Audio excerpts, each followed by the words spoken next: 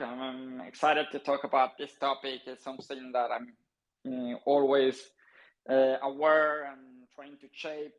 That is key for the success of not only this project, but of any startup to be successful. But in particular, of this project is key to have it right. So, and it's key that it also always evolves. So we're happy to talk about it. And I know that Nevin has been also very excited because he has to remind me about this space for 5 times over the last 2 days. And it is unusual when he reminds me something that many times. So he's excited about it as well. Yeah, awesome. Yeah, I know it's something you're really passionate about, so I'm excited to kind of get the community to hear about it. I think it's one aspect of Reserve that gets me really excited. I think it's really important to have a healthy culture. So yeah, I'm excited to dig in once Nevin gets here. That's good. That's good for him. Good morning. Morning, Nevin. How's it going? I'm good. Yeah, thanks for joining. Yeah, thanks for having us.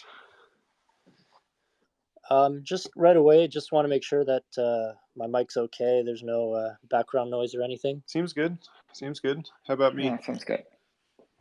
Yeah, you and Gabo both sound good. Cool. So I guess I'll just give like a brief rundown. I mean, I kind of messaged you, Nevin, and Gabo a bit, so you guys know. But for everybody listening, I mean, I just wanted this to be a really laid back chat about basically a subject that doesn't get brought up much or spoken about Reserve that I find really interesting and kind of unique to Reserve. And, maybe a lot of people don't view it as important, but it's definitely important to the future of Reserve as a whole. So yeah, we'll just talk about, I guess, kind of the culture at Reserve and how that came to be. When you look at Reserve compared to other projects or just more traditional companies, it's definitely unique, and everybody seems to really enjoy it. So I'm really excited to get to know more about it and kind of hear from Nevin and Gabo as well, their take on it and what they really enjoy about it. And yeah, it is being recorded, and I think a few other people are recording it as well. So if you joined late, or if for those that weren't able to make it, it is going to be recorded. And yeah, I mean, is there anything you guys want to say? Sounds good. I guess like one thing I'll add just to kind of frame the conversation is that our culture, like our team and our culture, we kind of have like two parts, and I think it's perfect to have Gabo and I here because we represent those two parts. Where internally, our operating system for the project, so to speak, is broken down into two tribes, which you can see on our website if you've gone and looked at our org structure. The R token tribe and the RPay tribe, where the R token tribe is protocol oriented, and the RPay tribe is working on the app, which we call RPay. And those two different tribes have, we overlap a lot. We work together all day long, but they have different emphases in terms of what we're doing, and so they end up having like somewhat different cultures as well. And so I think it'll be cool to kind of talk about those two different cultures, how we're consciously growing them, what they are, and what we're trying to have them be. So yeah, so I think that's kind of like an important kind of piece of background to understand whatever. And if it's something that simply it is for organic of a business, or that the of us adapting it, that the different team for a different. Why don't you lead us? Like, what are you curious? Kind of like I'm interviewing you guys. Like if you kind of want to talk between you, or like if you want to ask each other questions, then I'm all for it, and I'm glad to listen along. But basically, I mean, I guess to start, like a good starting point would probably be like a brief, I guess, explanation of what culture means to you guys, because I think a lot of people have different, I guess, definitions of culture, and some people may not even know that it's a thing, right? Like I think the average person probably worked at a, a business or a company, or worked with groups that maybe didn't have a good culture. So it's kind of like almost a I guess it's almost like a spirit. Like it's hard to pinpoint what it really is, but it's really evident when it's healthy and organic. So if you guys want to give a quick brief on what you think culture is.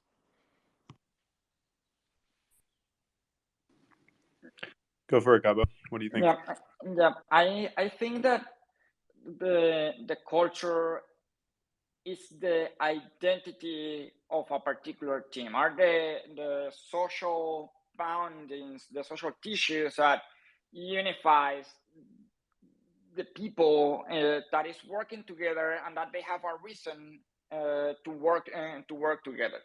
Um, it is something that is constantly evolving, and it is what makes it possible for people that may have different skill sets to actually say, okay, I'm putting my skill sets in coordination with other people, and I'm gonna work more effectively because we believe in the same things philosophically, and understanding the reasons of how we work together, and because we believe philosophically in the same things, we are more effective together. And that means that a culture may be fit also for when you already have a growing organization, when you already have an organization, of more than 10 people, and every new person that is adding to the is a culture add to what you already have, but in some forms they're also fitting into what it has been already been established, and what we have defined on what we care. And that means that the culture is not of a specific project, or of a specific team.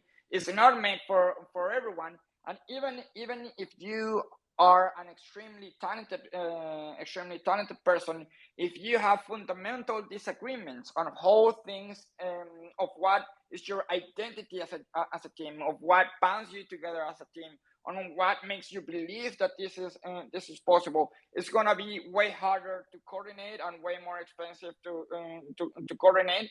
That will make it, inefficient. Even though the person may be an excellent professional for that specific culture that a team may have, will make it completely unreliable. So for that reason, just as finding the top professionals is such a key component of any project, finding a culture that and helping define it, and helping it be clear for other people to understanding, and see if the person can quickly adapt, or actually say, hey, actually this is not for me, is fundamental to avoid costly mistakes on coordination, as the project needs to grow and be more coordinated with more people along the board. Yeah, and I think, like, if you kind of think about, like, if you join a company, or you even just like start hanging out with like a new group of friends, you kind of start to pick up on what is going to get you approval, what is going to get you praise, what are people going to like, and what is kind of looked down upon, what is not appreciated or thought to be bad. And I think that people naturally want, inclusion and approval. They want to be appreciated, they want to be respected, they want to be included. And so, especially if it's a group that they've picked, that they respect, that they think is good. And so, like, a culture, like, you can sort of think like a one lens to take on thinking about what is a culture is kind of, what does a particular group think is good? What is it that how would you have to behave for that group to accept you and want you to be part of it? And conversely, what sorts of behaviors, if you exhibit them, would actually maybe cause you to be like looked down upon, or treated as lower status, or even asked to leave that group. And so I think that the way that a group kind of keeps track of that is sometimes through inertia, right? It's like if you show up and it's like, oh, we all seem to be wearing blue shirts because everyone there is wearing a blue shirt, you might naturally put on a blue shirt because you get the picture. No one told you you had to wear a blue shirt, but you're like, well, it seems like we're all wearing blue shirts, so I guess I'll wear one because I don't want to, it seems like obviously there's some reason why other people are doing it, so I should do it too, so that I don't get in trouble or whatever. And then if the next person shows up, well, now they see you wearing your blue shirt, which you were just wearing because you saw other people doing it. And so there's kind of this momentum that can develop where, like, if there's a certain way of doing things, then the natural thing is for that to kind of compound. And so, like, a lot of shaping culture, I think, is like noticing if there's a trend developing that's not the kind of thing that we think is productive, and trying to intervene on that. Be like, oh, wait a minute. I noticed we're all wearing blue shirts. That was just a fluke. I just happened to be wearing a blue shirt when I started the project or whatever. We don't really all need to wear blue shirts. Let's have a multicolored shirt day so that we show ourselves that we don't all have to wear blue shirts.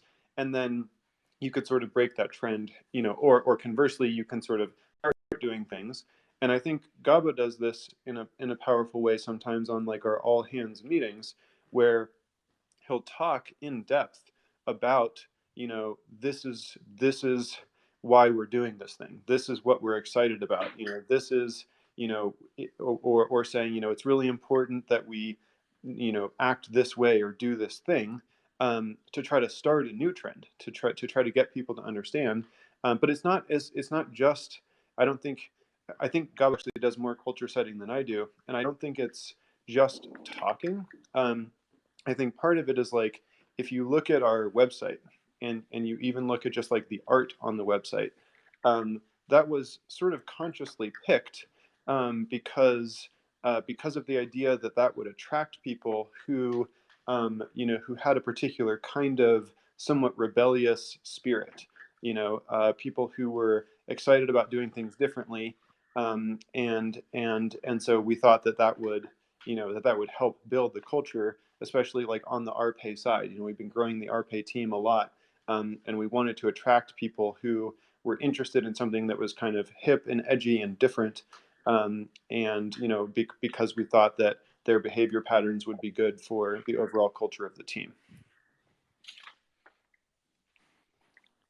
Yeah, I absolutely agree. I mean, that I definitely, as an outsider, that's one thing I've noticed about Reserve is kind of like, what Gabo mentioned, that, if you have a bunch of people that maybe aren't, I guess, aligned, it's going to be inefficient. And similar to your example with the blue shirts, right? I mean, everybody wants this sense of identity and belonging, and if everybody is aligned in the group, I mean, it's great, right? Because everybody shares responsibilities and vulnerabilities, and it just kind of emphasizes, like, I guess, the appreciation for one another, and that it allows this like open collaboration between everybody, and eliminates that hierarchy, which, like, regardless of either of your titles, from what I can see and speaking with members from your teams, they all kind of agree that, um, you know regardless of what your title is at Reserve, like, you can approach anybody and they'll respect you and acknowledge you and appreciate your point of view. So I think that's really important, to grow a healthy culture.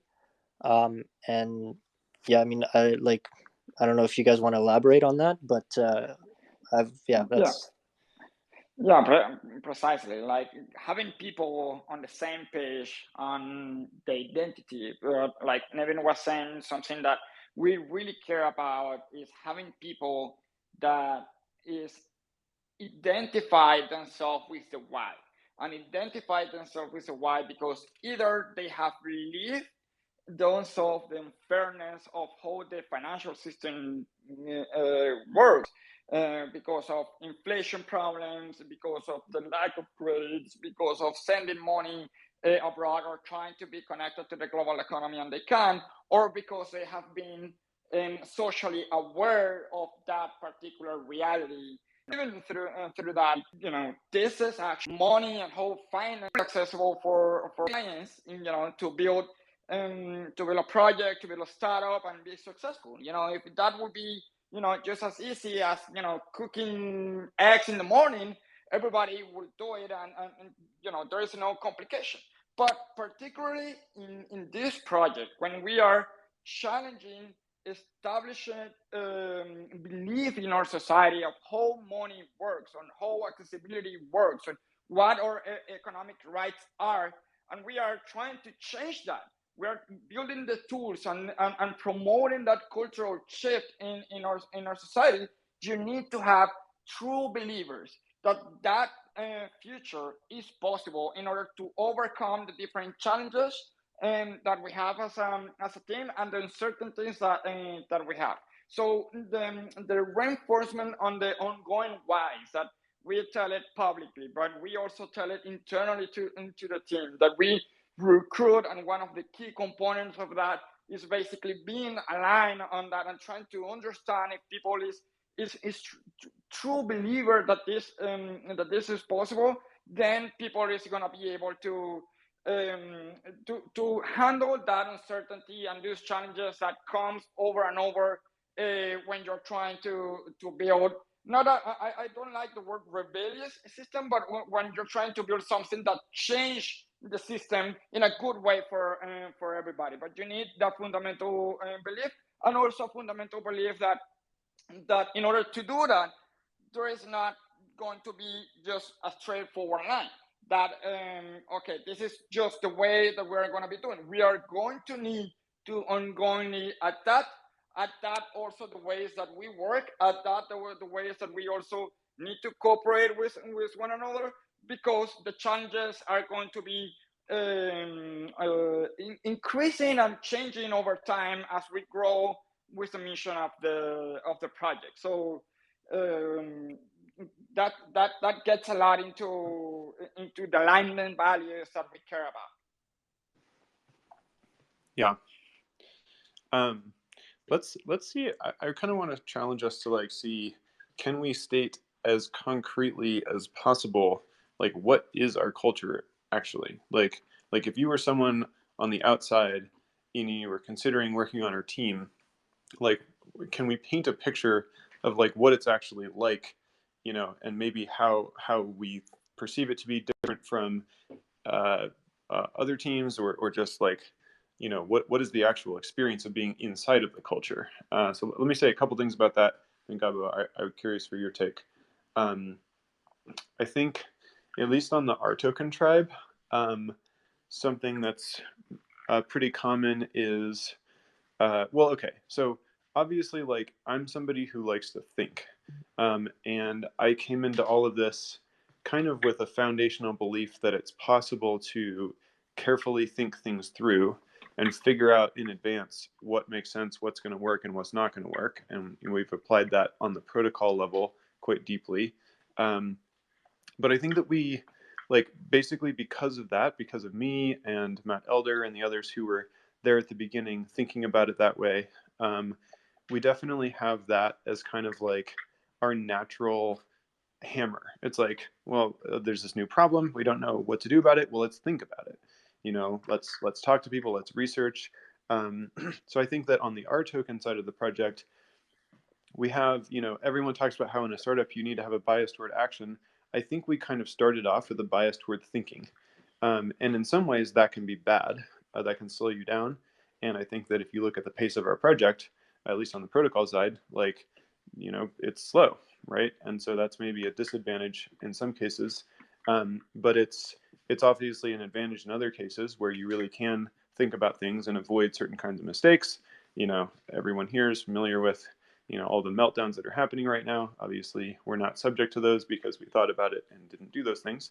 But so in terms of the experience for someone who comes and joins the team on the R token side and gets embedded in that culture, I think it's I think it might be a little bit surprising what it's like to sort of be part of a startup, be trying to do things quickly and so on, but then be expected to think deeply, and to be part of conversations where there's like deep thinking, where you might maybe in like an average business conversation, it's like, okay, we have to decide A, B, or C, and you kind of talk about it and name pros and cons, and then like the leader's like, all right, we're going to do B, and then you do it.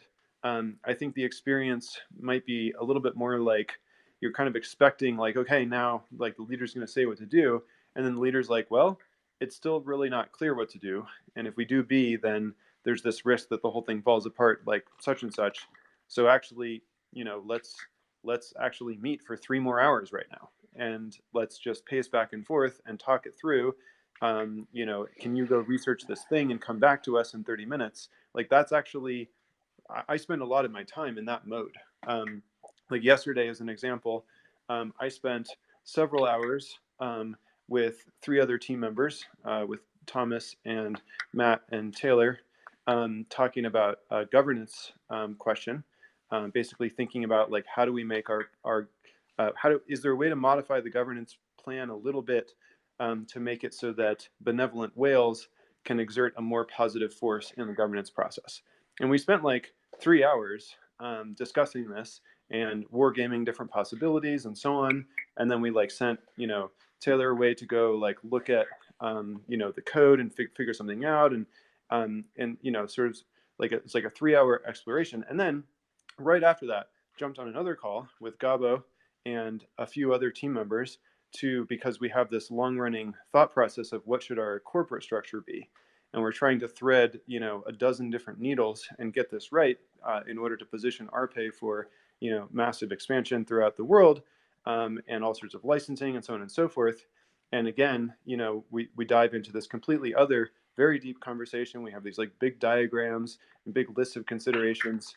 And so that's definitely like a common mode of actual teamwork and actual progress that happens, at least in my area on the project, because of my belief that you can think about things and come up with like rapidly improving versions of a plan before you start executing it, and that if you do that, it'll pay off in the long term. So I think that's one sort of experience that people on the team end up having that maybe they wouldn't have anticipated. Yep. On the RPay side, there are other considerations related to that are quite a little bit different to what you might traditionally see or hear from many big crypto projects all around. One of those is that we almost like 60 to 70% of the team on the RPay tribe hasn't worked before on any crypto project. They are working in different areas that are focused to the accessibility, to liquidity, to customer support, to the experience, to make it accessible for Luis at the corner store that sells bananas. It's the people that has that first-hand experience and understanding of the problems and the barriers that people have, and that they are caring about the social issue, about the possibilities of what can change to change this the reality for these people, and not only for Luis on the corner store, but also in a global level, understanding that this is a unique social opportunity to change this for humanity for good. So we care about the social spectrum and the possibility of the social spectrum, and because of that, we use technology. We use this underlying technology as a mean to an end, but we don't put it first in our orders of belief. So I have been hearing, for example, from Coinbase or Kraken recently, and when we start, when they grow and they hire many people that weren't crypto savvy, and they're trying to get more people into the crypto spectrum in their organizations, and basically I question that thought related to what their mission is, because you should see the technology not as a religion, not as an ideology that is a solution to all the problems. You should see that basically as a tool if you have a problem that you are trying to solve. That is basically on how money has been accepted and regulated all around the world, and how this new kind of digital asset can actually have the opportunity to make things different. So even though we are using crypto, like you guys are very well aware, almost 90% of the RP users, for example, of our users of the app, are even non-crypto people, and that is also related to the people that is behind RP to make it a reality, to make it accessible. Not, I mean, it's not that we're excluding the crypto people, but the goal of this is beyond crypto itself. It's beyond the technology itself. It has a social goal, a social opportunity that we're trying to accomplish with the change of how money is working globally in that area. So that is one of the key difference in our belief, that, for example, on the protocol end, it is completely, the deep understanding of all the technological layer is key.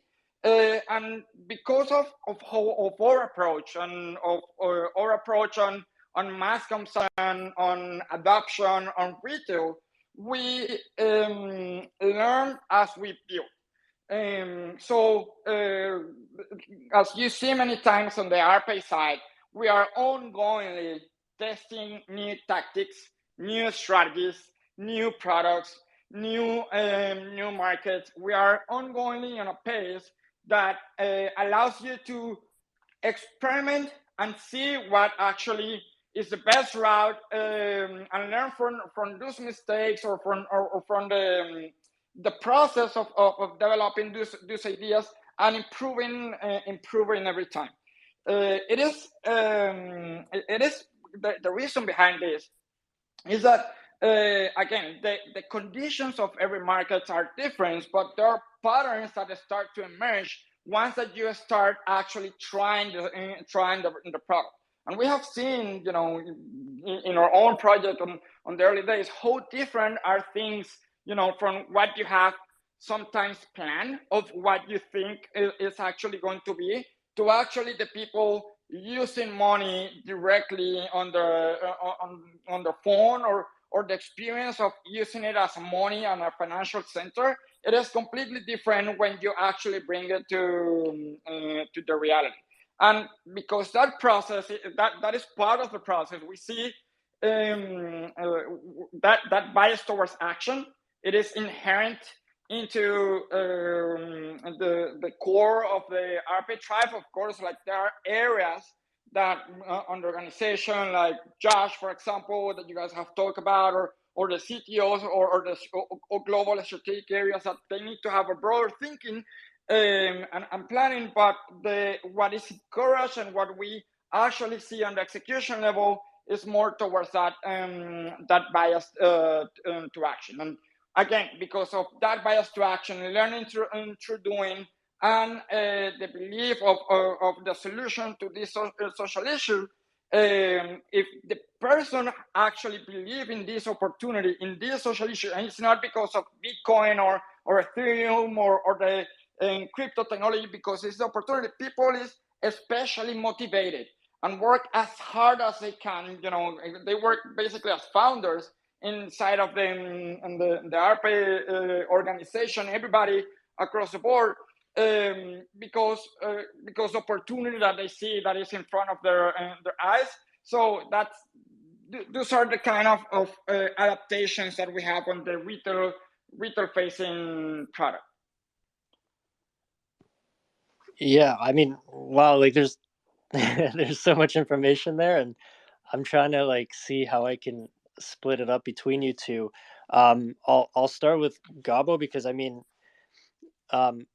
like, right, so everything you've mentioned basically starts from the first step, which is hiring, right? You have to hire the right people to make sure that you're able to execute whatever your goals are. And I think that because reserve's purpose is quite black and white, right? I mean, it's just to offer people a hedge against inflation and kind of escape that ugly reality that many people face on a daily basis. So to find, those people that are passionate about this, I like, correct me if I'm wrong, but I don't think that's difficult. But like you said, Gabo, it's like it's not only um, finding those people that want to solve this problem, but it's people that truly believe that they can solve this problem, and that's a really key difference that I don't think people realize how difficult it is to find. And from my outside view, I've noticed that you guys are really good at hiring the right people. The people that truly live and breathe Reserve's purpose and want it to succeed. And also, all the initiatives you guys are doing, like with community members,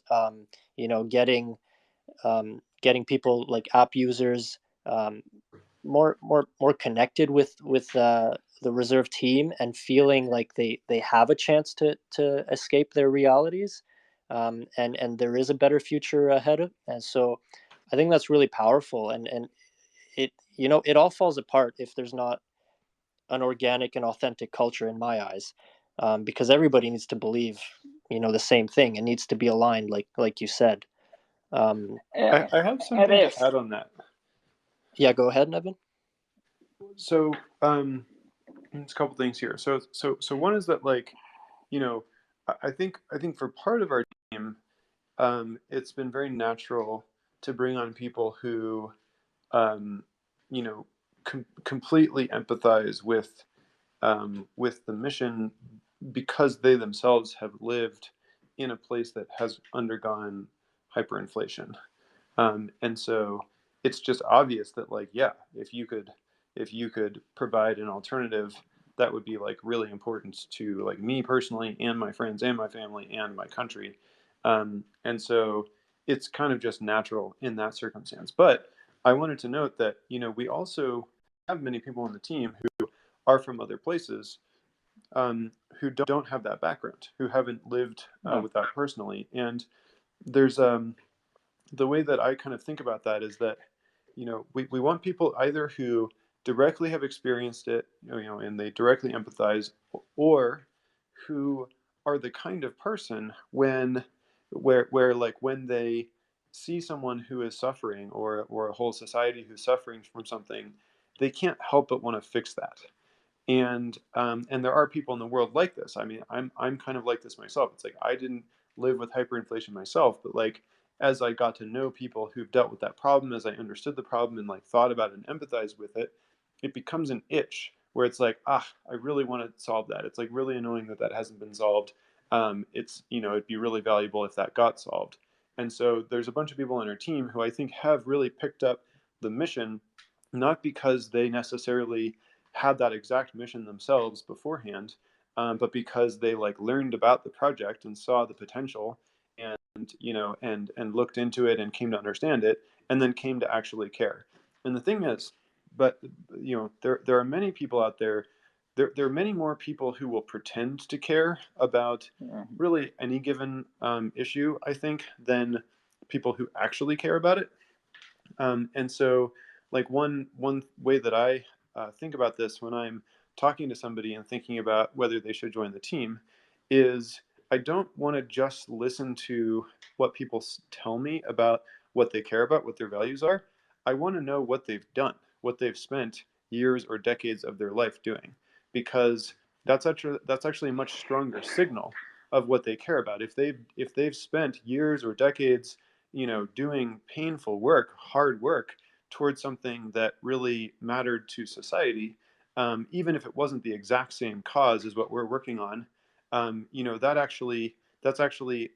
yeah, it's just a much harder signal to fake compared to someone who you look at their entire track record and it's like, well, you actually really didn't do anything that was particularly useful to society, and you're just kind of saying that you are interested in this cause and that you would like to help people.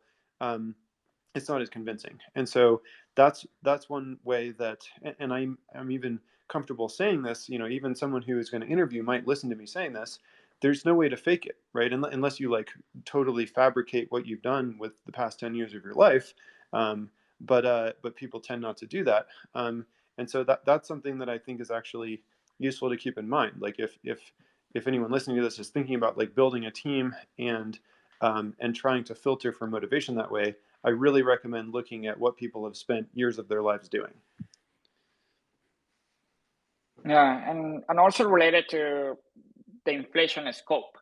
When we discuss about the inflation purpose of the project, in order to tackle that problem, that issue that affects millions of people of around the world, and having people access to a stable currency and stable coins, basically, if anyone in the world have this access, because it's inherent, because it's a human right to have that access to a stable currency, you know, you are basically not only aiming on the inflation issue. That is just part of it, with actually enabling this global layer of accessibility of a stable currency that enables to offer broader financial services and opportunities to develop economic connections around humans of the world. So when you look at that, hey, actually the solution that, you know, when we were looking at this, it also applicable to all of these other fields, and actually we are just changing how money is working, and not even changing how money is working. It's basically not only enabling the underlying technology, that is what the protocol allows us to do, and enables its possibility, but also having a cultural shift in the society, in the people, to understand, well, now I have all of these other possibilities as well. Not only my bank account that I can put money, but I can have access to credit. I can have access to investment vehicles. I can easily be paid in Ireland with somebody in the US, or somebody in Argentina, whatever they are. We truly feel connected, and as connected as we are here right now on a space, but doing it with money that basically creates more possibilities for everyone. If we that mission, that broader vision, is something that people around the world can feel as well connected, and brings and has bring a lot of diversity to the team. Because like Nevin have stated, it's not only people that have directly lived through inflation, but they see this the social issue in a global scale, and what actually solving that and bringing these tools actually brings to the benefits of society. And that's something that brings a lot of diversity as well to the team. That is something that we are really proud of having internally at the core of our team.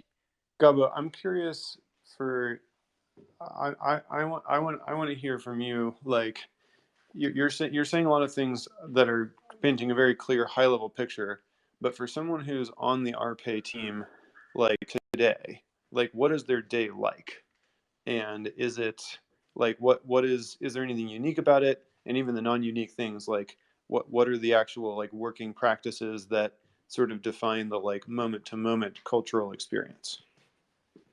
Yeah. Related to methodologies that are part as well of what we that is part of our culture. We, for example, have used Discord very much like the DAOs that you guys see around, very much like we are using it now publicly on the protocol end. We use Discord basically as a remote global headquarters, where the people and their teams have their offices, and they basically live and work around their offices. And there are we are ongoingly encouraging, and that's what ends up happening across different areas of the organization, that even though we could be fully remote, people works ongoingly with their teammates across these different offices that happens. Another key point that actually is not more methodological, thinking about the questions. And sorry for my ranting, guys, and for the ones that knows me, I used to talk a lot, so I'm sorry for that. But keep it going, Gabo.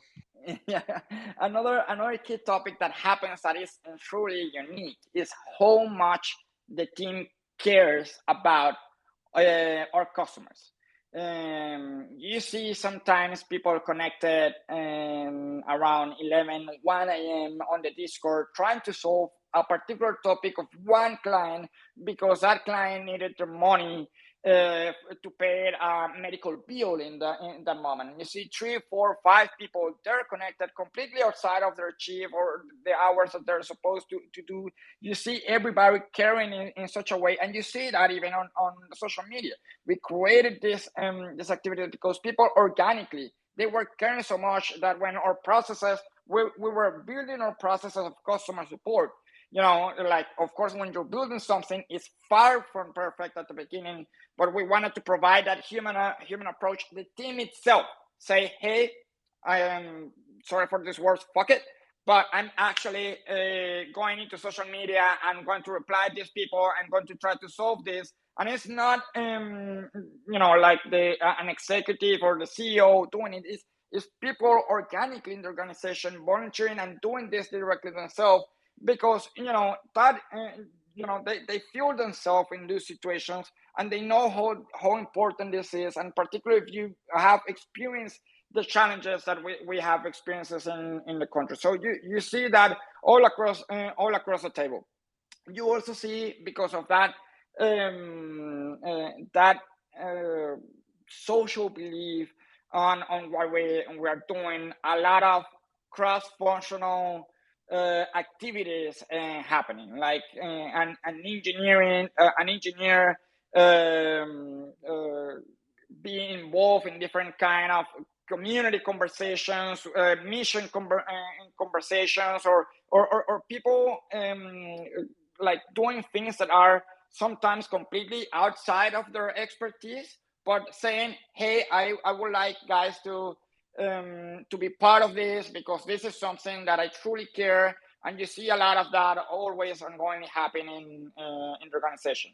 Something else that is related to titles. We have also, with this Geo tribe and a squad system that was created, that, by the way, when we talked that was created, we got inspirations in many different methodologies. We adapted those methodologies of different ones to our own internal patterns that we were already looking of the ones that we were working, and then we started to implement them. But one of the reasons we started to implement them is on the belief on something that we have tried to keep, and we keep in the organization, that your hierarchy is not limiting. I mean, there are no hierarchies that limits you basically to be in leadership positions or outside of leadership positions. And what I mean by that, like many times, for example, I am just a member of a squad. And a squad is a team basically that organizes themselves surrounding a purpose or a particular objective that they have. Many times I'm just part of it. I'm adding, my problem solving capacities, my creativity, but I'm not leading that team. Somebody else is actually leading that team, and I'm not being the leader of that particular team. But just like me, that is a culture that we have established all across the board. And many times for a month or for 3 weeks, one person may be the best fit to be the leader of that particular team, but then it happens that because of some new market conditions, new region, a change of our strategy that is, of course, adapting to new realities that we're seeing, we need probably else somebody that has other traits in that position, and the peoples are are used to basically have those changes and coming in and out of those roles, and that allows the people to put aside their ego for the benefit of succeeding not on the company, because that will narrow it, but because of the mission that we're doing, because of helping grow what we're trying to grow, that will help so many millions of people around the world, and people feel relaxed about that. And as a story related to this, it is always one of the key areas where I need to coach a lot directly, especially when I hire leadership positions or people that needs to have inherently more experience in certain areas where we need to improve. Like, for example, the visa person that we haven't yet announced publicly to the community is basically unlearning the hierarchical corporate structures that they have been used to, and that many people have been used to this dynamic, ever changing, adjusting to the realities that we need in order to succeed. And that allows us a lot of adaptability, but also for many people in the beginning that tends to be overwhelming.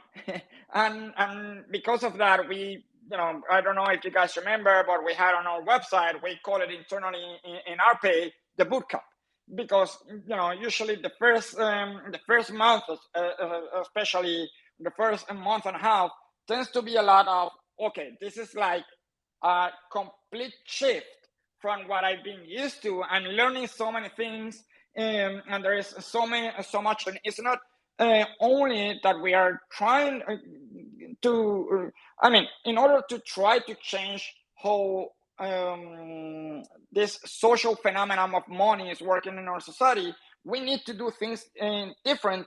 And this is part of it in a very authentic, hiring people because of their belief process. But it is funny because many times on the team things, when people are saying their like their hello for the first time, it's like, wow, like people is usually surprised on the first week of how different things are internally to any traditional team in order to do what we're trying to do.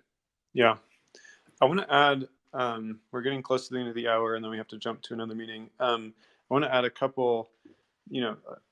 Everything we've said so far has been positive. There's a couple of struggles I can think of that we've dealt with that I think are worth calling out to. One is, like, you can sort of hear from the way we're talking about things that, like, we work really hard. Sometimes we work a lot. I work, a pretty high number of hours. Gabo works a pretty high number of hours, and so do other people on our team. But we've struggled at times with overworking, and that's for people at a high level on the team and people who are, more entry level, who are doing operational work. Sometimes people are overworking, and it's usually not because we directly ask people, like, hey, will you put in a 70-hour week or an 80-hour week? It's often that people just feel the desire to, or they feel that that's what you're supposed to do. And so we've kind of struggled with, like, well, what's the right answer, right? Because we don't want to burn people out. We don't want to burn ourselves out. It's important to be fresh and to have a clear mind and make good decisions. And it's important to take care of yourself and have a good life, and not just be like 100% a work robot. But at the same time, we're trying to do something crazy here. And so we do acknowledge that it really does take a lot of effort. So what do you do about that? And the way that I've come to think about it is that I think it's important to have a normal routine where you're not overworking, so that in general you're healthy, you're fresh, you have the energy you need, and you have enough time to pursue what matters to you in your personal life as well. Like, people become unhappy if they just work and they don't really pursue relationships with friends and family and other things that are important. You have to take care of yourself when you're sick. You have to support the people around you in your life, and so on. But I think we do have a cultural expectation of, being willing to put in very long hours and go above and beyond when it's needed, right? So it's like, in my mind, kind of the right balance is like, on a normal week, you didn't put in crazy hours, but on one week every couple months, or however frequently it happens, when something comes up and the team really needs you, and you really are the person that can pull us through a situation or make something go faster, you do put in the extra time, and you don't mind that, and that's an expectation that you understand that you're part of a startup, and that's the sort of thing that is normal to do. And so that's kind of where I've landed on that. And I think that, I don't know if that perfectly captures how everyone on the team thinks about it, but I think that kind of helps get at the balance. It's like, yeah, it's if someone is unwilling to ever work more than 40 hours a week, it's probably not a good fit. But if someone, but at the same time, we're not expecting everyone to kill themselves every week just to show how passionate they are, or how much they care. Another challenge that we've dealt with, that I think actually almost all financial and fintech companies have to face, is something we didn't really understand until we got into it with running our pay, is the natural sort of cultural friction that can occur between the compliance side of a financial company and the operational and customer support side. And just to illustrate this on a basic level, the way to think about it is like, if you're in an operations and customer support role, your mission is to take care of the customer, to make sure the customer gets what they need, that their problem gets solved, that things happen quickly, that they're satisfied, and that they got the value we were trying to provide them.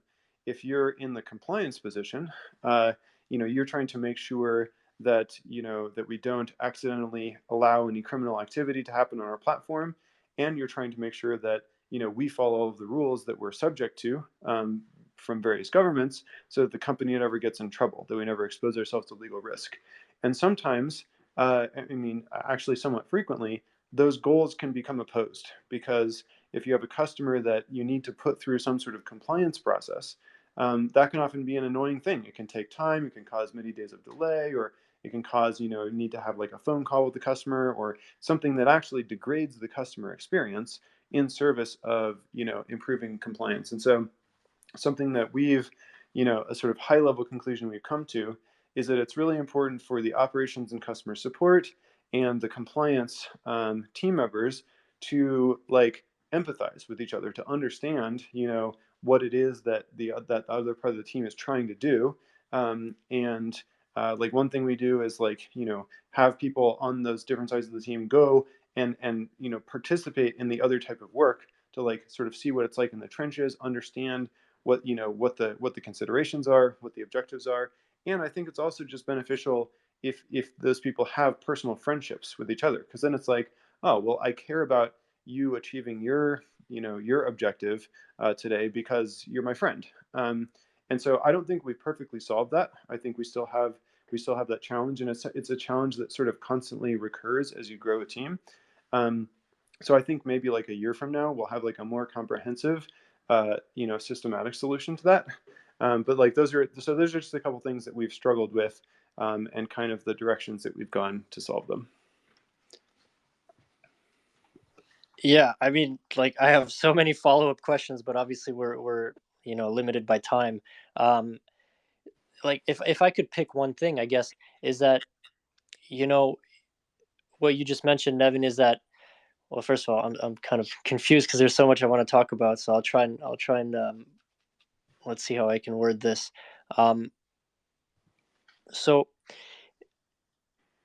because it's kind of like a double-edged sword, right? That because you're hiring the right people, and people that are truly passionate and share that same, you know, I guess, drive to succeed with Reserve's ultimate vision and mission.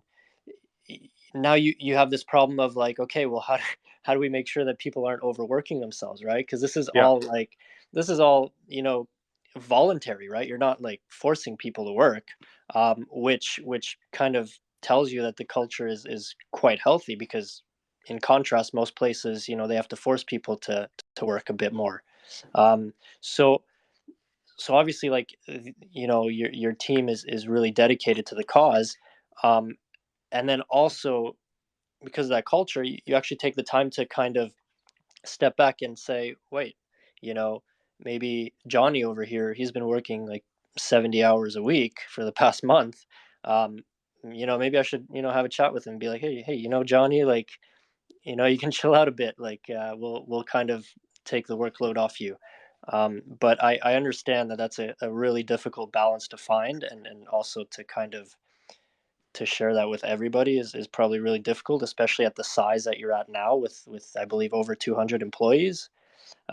So and that's another thing, kind of drifting towards Gabo, is that it's amazing from my side of things to see it start with a handful of people, like Reserve as a whole, and then now grow to over 200 people, but still maintain that, you know, the belief in the mission, and to not let, I guess, bad apples influence what Reserve is building. Because, like Gabo said, I mean, I saw it today recently, right? That um, I think the co-founder of Kraken mentioned that there was some issues within the organization, and like hire wise, right? They would hire people, and then maybe they'd become selfish, or maybe they just you know the great talent but bad fit, I think is what he said. So and then that goes ties into what you said, Nevin. Sorry, I know I'm rambling here, but there's so much to talk about. That it's almost like you don't just look at the resume, right? You look at them as a person, what their background is, what their day-to-day life is, because everybody wants to look good on a resume, but you only really, like you said, you can lie on a resume, but you can't really lie about how you spent your life, and what you've done previously in your spare time. Yeah. Yeah. So Yeah. yeah. And many times people come from non-traditional backgrounds because they're rebellious as well. They're rebellious, and that shows very much on what they have done on their life. And basically, the resumes wouldn't show you that full picture that then you see authentically on the team members of the project. Also, just want to point out something. Even though we care that a lot in our hiring process, the hiring process is not perfect. We are as well iterating on it, and trying to learn as well from our mistakes, and improving a lot. But I don't think it's ever going to be as close as perfect as we would like it to be. But that's the reason, of having the culture then in the organization to, hey, actually, this person once inside of the organization was quickly able to realize that wasn't the right fit, or the team quickly realized that wasn't the right fit because of how strong is on the other team members. That is something that is important to keep us as well all along. Yeah, totally. I think I'll share one last thought, then we should jump. Um, there's two sort of famous questions that people in the startup community talk about asking yourself when you're thinking about a potential recruit.